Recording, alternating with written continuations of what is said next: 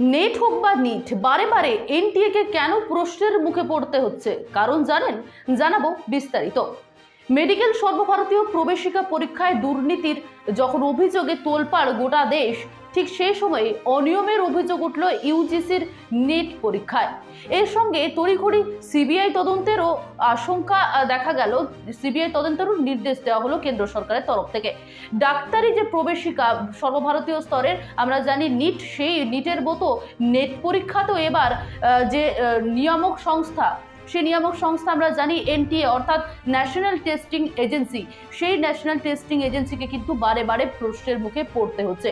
কিন্তু কেন প্রশ্নের মুখে পড়তে হচ্ছে জানাবো বিস্তারিত। গত মঙ্গলবার 9 লক্ষের বেশি কিন্তু পরীক্ষার্থীরা পরীক্ষা দিয়েছিল ইউজিসি নেটে। এই নেট পরীক্ষা তার মঙ্গলবারের মধ্যে 24 ঘন্টার মধ্যেই আমরা দেখতে পেলাম সেই পরীক্ষা কিন্তু বাতিল করে দেওয়া হলো।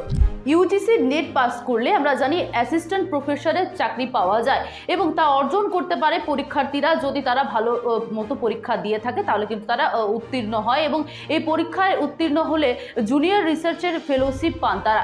কিন্তু এছাড়াও এই দেশের বিভিন্ন যে সকল অর্জন করতে পেরে, বিভিন্ন এই পরীক্ষা উত্তীর্ণ করতে পেরে কিন্তু বিভিন্ন ইউনিভার্সিটিতে তারা পিএইচডি করে এবং সুযোগ পান। সেই যোগ্যতা অর্জনের জন্য এই পরীক্ষা নেওয়া হয়, অর্থাৎ ইউজিসি যে নেট পরীক্ষা। এর হলো গুরুত্বপূর্ণ বিষয়েও কিন্তু পরীক্ষা বাতিল করে দেওয়া হলো। যেখানে 9 লক্ষ মঙ্গলবার দেখেছিলাম পরীক্ষার্থীরা পরীক্ষা দিয়েছিল, সেই পরীক্ষাও কিন্তু বাতিল করে দেওয়া হলো এবার। নেট থেকে শুরু করে নিট, এই দুটি কিন্তু ইতিমধ্যে রয়েছে এনটিএর আওতায়, অর্থাৎ এনটিএ ন্যাশনাল টেস্টিং এজেন্সি কিন্তু এই দুটি যে পরীক্ষা রয়েছে সেই পরীক্ষা দুটি বিশেষ দেখভালে রয়েছে এবং কিন্তু বারবার এই কারচুপির অভিযোগ উঠছে এনটিএর বিরুদ্ধে।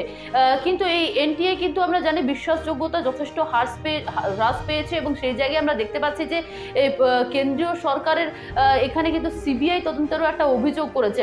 এবং আপনাদেরকে জানিয়ে রাখি, এই যে পরীক্ষাটি হয়েছে কিন্তু কেন এমন হলো, কেন বারবার প্রশ্নপত্র ফাঁস হয়ে যাচ্ছে বা কখনো আমরা দেখতে পাচ্ছি পরীক্ষা বাতিল হয়ে যাচ্ছে, সেখানে কিন্তু বারে বারে প্রশ্নের মুখে পড়তে হচ্ছে এনটিএ কে।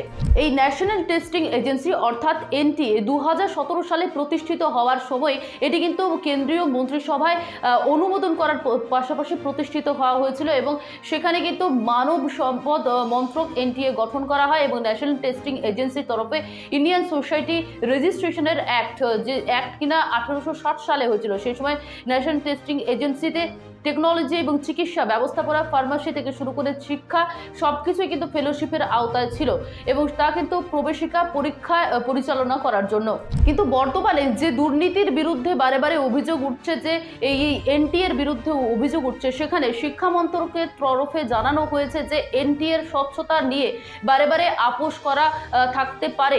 এর পাশাপাশি এই আশঙ্কায় বিশ্ববিদ্যালয়ের তরফ থেকে জানানো হয়েছে যে এখানে স্বরাষ্ট্র মন্ত্রকের অধীনস্থ সাইবার ক্রাইম থেকে শুরু করে বিভিন্ন যে ইউনিটগুলি রয়েছে সেখানে বাতিল করা হতে পারে পরীক্ষা বলে জানা যাচ্ছে। তাই এই নেট নিয়েও কিন্তু যথেষ্ট তৎপর হয়েছে কেন্দ্র সরকার। তাই সিবিআই তদন্তেরও কিন্তু যথেষ্ট তদন্তেরও নির্দেশ দেওয়া হয়েছে ইতিমধ্যেই।